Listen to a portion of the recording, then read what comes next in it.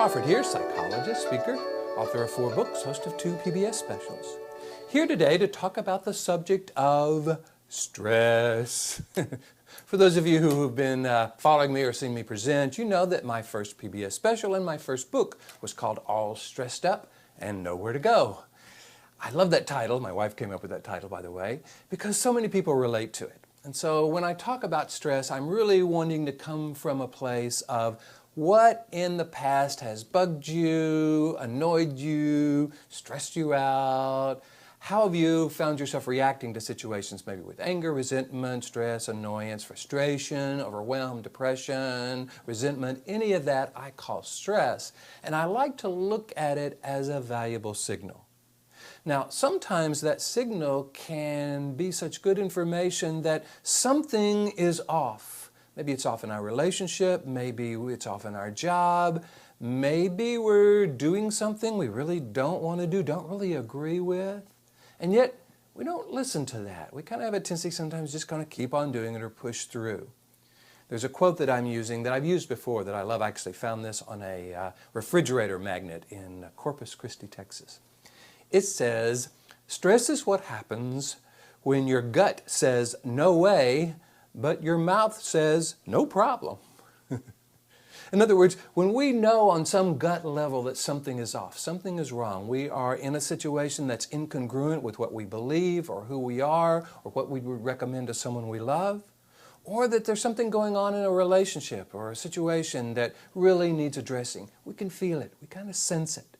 But often we don't pay attention to it. In fact, we can put on a smiley face and say, no problem. So I think that may not be serving us because it's not allowing stress to be a signal. One of the things I talk about in my seminars is that stress isn't a problem. Stress is a valuable signal that something needs to change. Suffering is when we don't make the change. But we can't listen to the signal unless we recognize it as a valuable signal.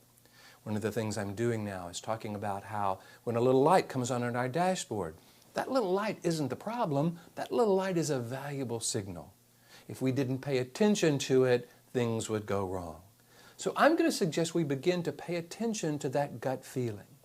Now there is one little caveat here that I think we want to recognize, and that is when we're always stressed or always worried or always anxious or always concerned about something, then we're trying to use stress at that point, or worry or anxiety, as a way of solving problems.